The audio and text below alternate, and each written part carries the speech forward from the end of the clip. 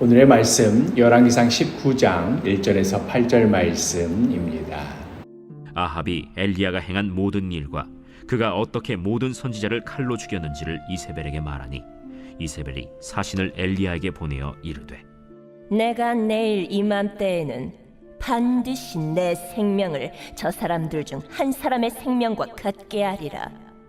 그렇게 하지 아니하면 신들이 내게 벌 위에 벌을 내림이 마땅하니라.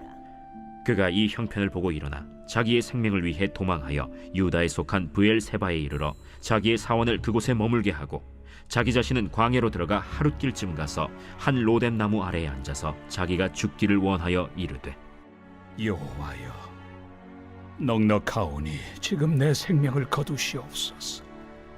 나는 내 조상들보다 낫지 못하니이다 하고 로뎀 나무 아래에 누워 자더니 천사가 그를 어루만지며 그에게 이르되 일어나서 먹으라.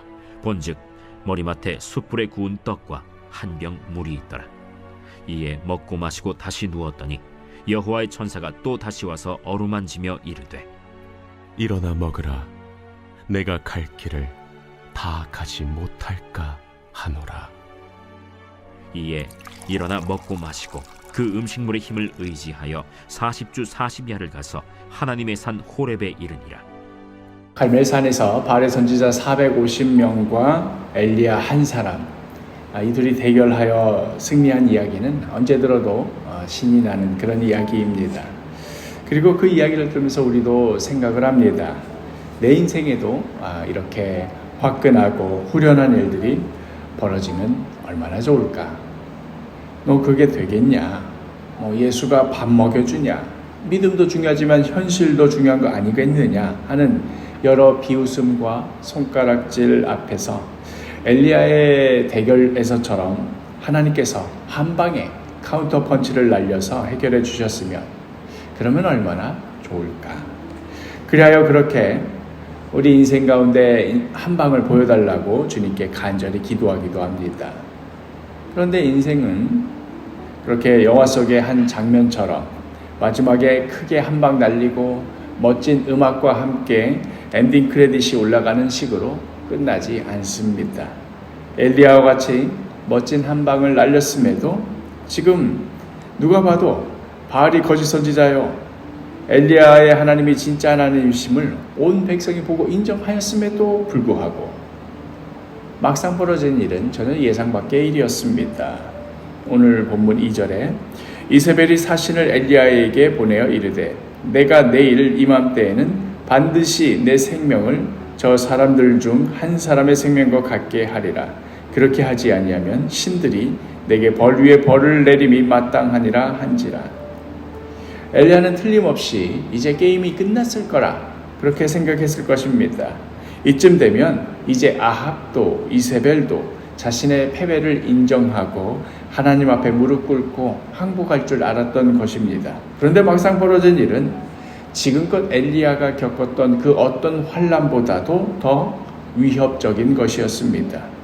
이제 이렇게 끝이 나고 아름답게 정리가 되는구나, 하나님께서 다 하셨습니다 하고 끝을 내려고 했는데 이제부터가 본격적인 위기의 시작이었던 것이지요. 미치고 환장할 노릇이었습니다. 그리하여 엘리야는 죽자 살자 달리기 시작합니다. 3절에 그가 이 형편을 보고 일어나 자기의 생명을 위해 도망하여 유다에 속한 브엘세바에 이르러 자기의 사원을 그곳에 머물게 하고, 엘리야는 북이스라엘의 선지자입니다. 북이스라엘 사람인 그가 남유다의 최남쪽인 브엘세바에까지 도망친 것입니다. 사태가 얼마나 심각하고 위험하였든지 그렇게 하고서도 안심이 되지 않아서 4절에 자기 자신은 광야로 들어가 하룻길쯤 가서 한 로뎀 나무 아래에 앉아서 자기가 죽기를 원하여 이르되 여호와여, 넉넉하오니 지금 내 생명을 거두시옵소서. 나는 내 조상들보다 낫지 못하니이다 하고 아무도 살지 않는 광야에까지 도망하기에 이르렀습니다. 그리고는 조그만 건물과도 같은 그런 로뎀 나무에 앉아서는 차라리 죽기를 구하였습니다. 여호와여, 넉넉하오니 지금 내 생명을 거두시옵소서. 그토록 엄중한 예언과 또 놀라운 업적과 승리를 거두었던 위대한 선지자의 말로가 이처럼 참 비참하고 초라하고 불쌍하다니.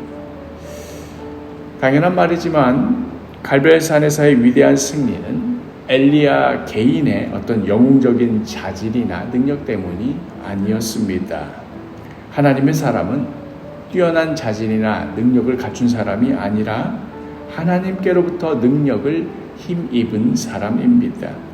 그렇기에 이토록 끝을 모르고 바닥을 치는 절망의 순간에도 필요한 것은 오직 하나님의 은혜뿐입니다.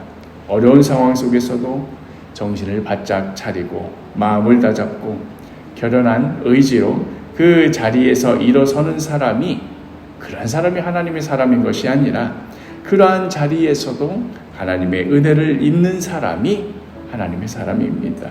5절에 로뎀나무 아래에 누워 자더니 천사가 그를 어루만지며 그에게 이르되 일어나서 먹으라 하는지라. 죽기를 구하는 엘리야에게 천사를 보내셔서 그를 어루만지며 구운 떡과 물을 권하게 하십니다. 그렇게 먹고 마시고도 여전히 자리에 누워 낙담하고 있는 자에게 또 권합니다. 7절에 여호와의 선지자가 또다시 와서 어루만지며 이르되 일어나 먹으라. 내가 갈 길을 다 가지 못할까 하노라 하는지라. 그렇게 사람의 힘으로 감당할 수 없는 그 일을 하나님의 도우심으로 그 은혜에 힘입어 한 걸음 한 걸음 나아가는 사람, 그가 바로 하나님의 사람입니다. 사랑하는 사도교회 식구 여러분, 지금 어떠한 처지에 놓여 있습니까? 어떠한 절망 가운데 내팽개쳐져 있습니까? 하나님께서 한 방 시원하게 날려주시기를 기대했는데 한 방은커녕 나락에 떨어져 차라리 죽기를 바라는 엘리야와 같은 심정으로 오늘 하루를 맞이하고 있는 그런 분이 계십니까? 바로 지금입니다. 하나님의 은혜가 필요한 때가 바로 지금입니다. 하나님의 위로와 능력 입혀주심을 의지할 때가 바로 지금입니다. 오늘 하루도 나의 힘과 능력이 아닌 오직 하나님께로부터 오는 위로와 힘과 능력으로 살아가는 그 은혜에 의지하며 살아가는 복된 하루가 되기를 간절히 축복합니다.